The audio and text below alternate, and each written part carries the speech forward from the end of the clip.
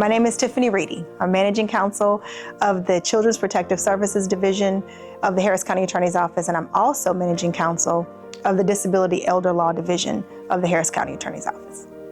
What led me to the Children's Protective Services Division at the Harris County Attorney's Office is that around 2008, I was in private practice, I was handling entertainment law, I was doing business transactions, I was acting as an adjunct professor, teaching contracts out in Montgomery County at one of the universities. One of my students was married to a lawyer who worked in Montgomery County, and she was telling me that he needed help with something called Adoption Day.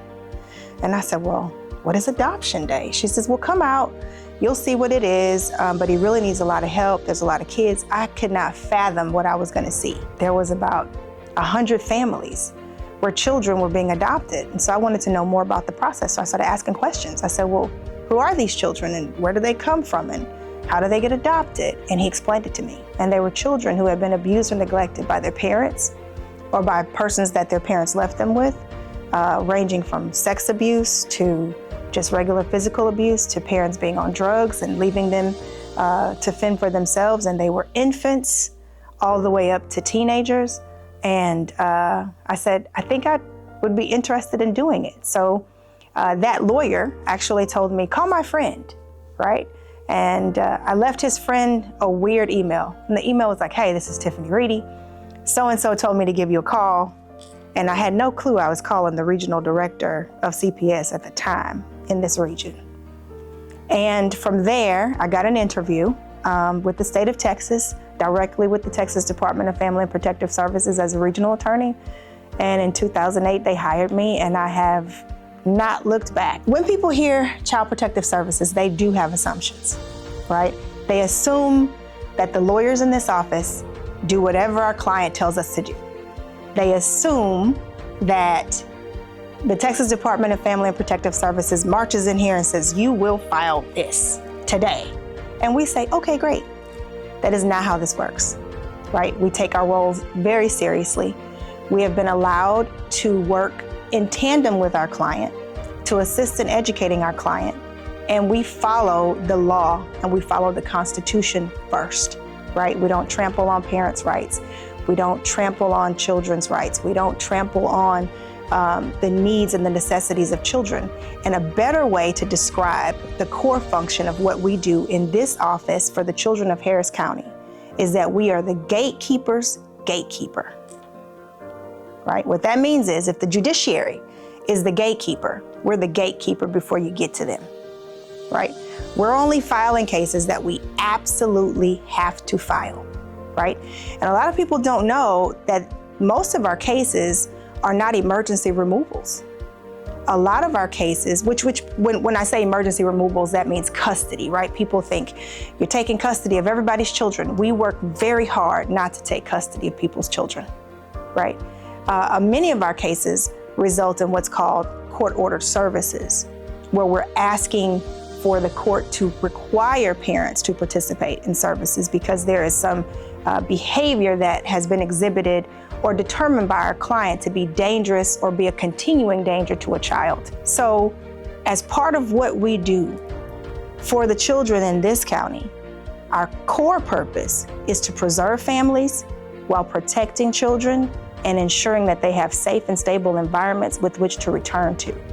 Most people don't know what Harris County Resources does or does not do, does or does not offer to the parents before CPS ever gets involved. You know, from respite services because you have a child that needs some therapy.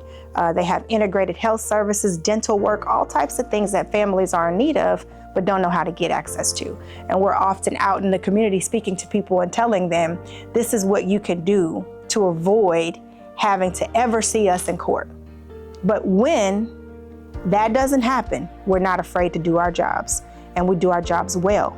And not only do we do our jobs well, but we assist in educating other lawyers on doing their jobs well in this position. Without saying any names, I can share the following story about a family that I am happy to have had worked with, and that is a family that just finished what we consider the Texas Family First pilot cases. The TFF pilot case is really a court-ordered services case where parents drive the bus, right? And what I mean by that is children who are the subjects of these cases have to be candidates for foster care. So remember I talked about emergency removals and children who have been removed in our daily process. It would be a child who, if on any other given day, we would be asking a court to give us emergency legal custody of them because of whatever behaviors their parents have engaged in, whatever they've suffered from, that would make us say this child cannot stay in the home with this parent. Well, this pilot is uniquely created to allow children in that situation with a safety monitor, meaning DFPS has worked with the parents to make sure that somebody else is in the home with them to make sure that while parents work services, their child can stay with them.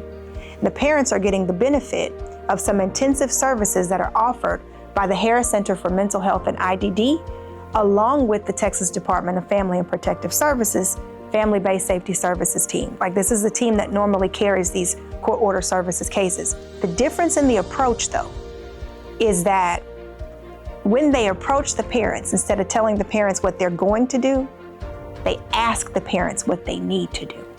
A win is when a child can get the services that he or she needs, and his or her parents can get the same services, right? Which are services that they need.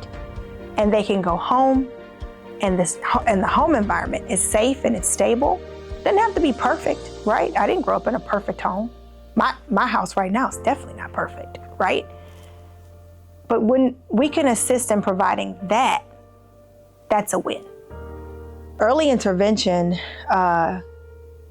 impacts the trajectory of a family who may intersect the Texas Department of Family and Protective Services. If I had to give it a rate, at 90%. If we had a, local campaign of just offer the services, right? Just offer the services. And making people aware that services exist, and taking away the stigma that if you need services, it makes you a bad person. We often say that if somebody's watching and they want to impact child abuse or child awareness, like we often say, if you see something, say something, right?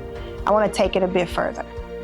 I want to say, if you see something, say something, and then do something.